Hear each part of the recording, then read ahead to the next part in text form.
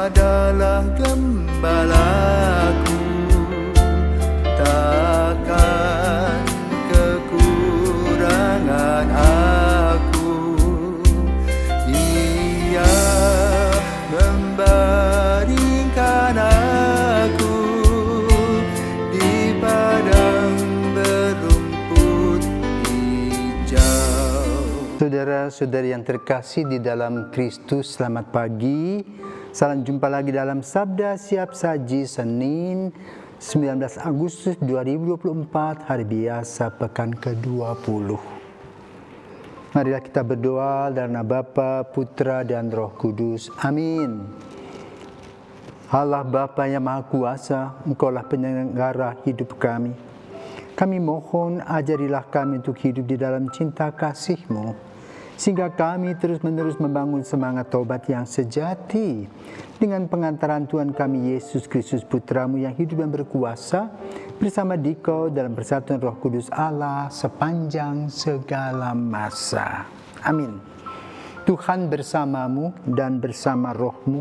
Inilah Injil Yesus Kristus menurut Matius. Dimuliakanlah Tuhan.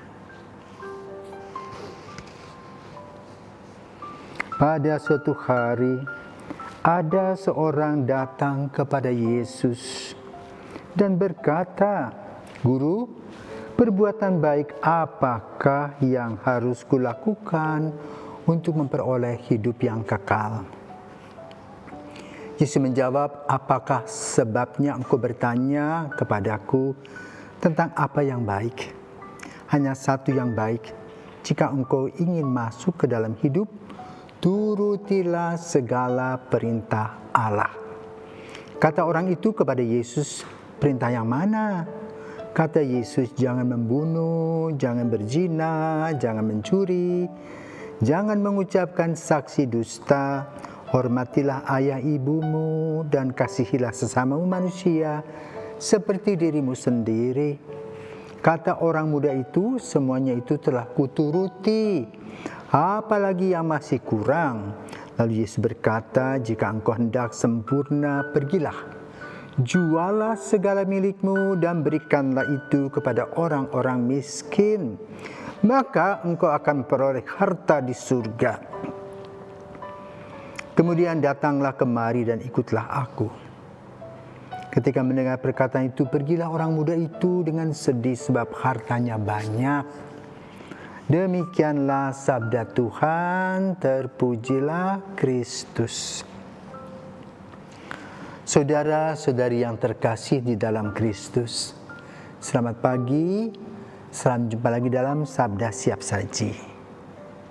Hari ini kita akan mendengar tentang tata aturan yang dikenal orang-orang Yahudi yang disebut dengan Dekalog, 10 perintah Allah. Yang disebutkan oleh Yesus tadi adalah perintah-perintah yang berkaitan dengan kemanusiaan. Hormatilah ibumu, ayahmu, jangan membunuh, jangan mencuri, jangan bersaksi dusta, dan sebagainya.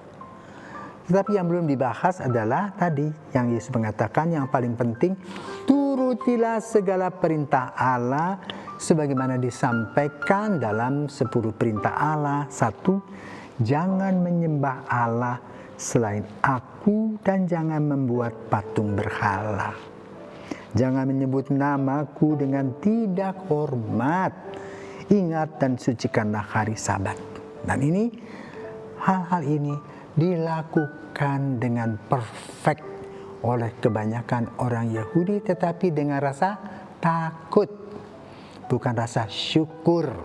Maka Yesus menekankan kepada kita, kalau kita mau hidup baik, pertama kali yang diutamakan adalah Allah. Maka dengan demikian kita akan dipenuhi, dilengkapi oleh Allah segala keperluan kita. Kenapa? Kita berada di dalam gendongan Allah. Itulah tujuan hidup kita, aman, nyaman, dan damai sejahtera, karena Allah selalu beserta kita.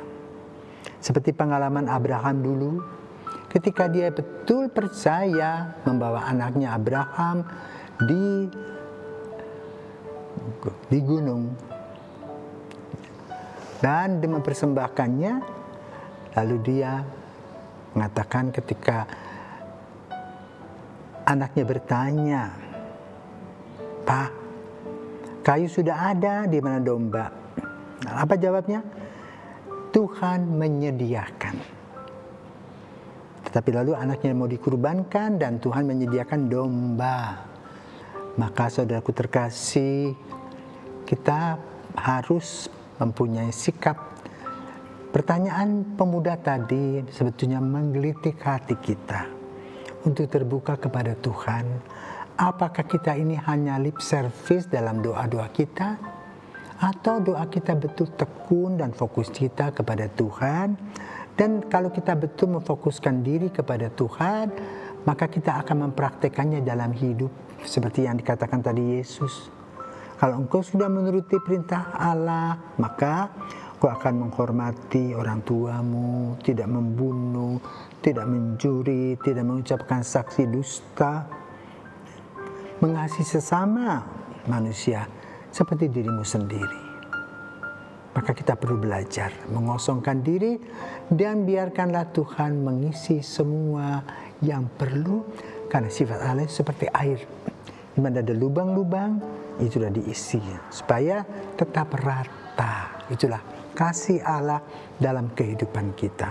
Maka pesan Injil pada hari ini satu, beriman, percaya kepada Tuhan, berharap bahwa Tuhan senantiasa memberkati, lalu berbuat kasih.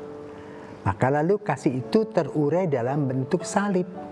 Relasi antara manusia dengan Allah vertikal, dan relasi antara manusia dengan manusia horizontal. Maka berbentuklah salib, yang artinya apa? Allah berkurban, Allah solider dengan manusia. Tapi dari penyaliban itu ada kebangkitan, ada harapan. Kalau kita mempunyai masalah, kita akan selalu mendapatkan solusi dan berkat-berkat Tuhan berkelimpahan. Kalau kita betul serius menggali kehidupan kita yang mengutamakan kehadiran Allah dalam langkah-langkah hidup kita.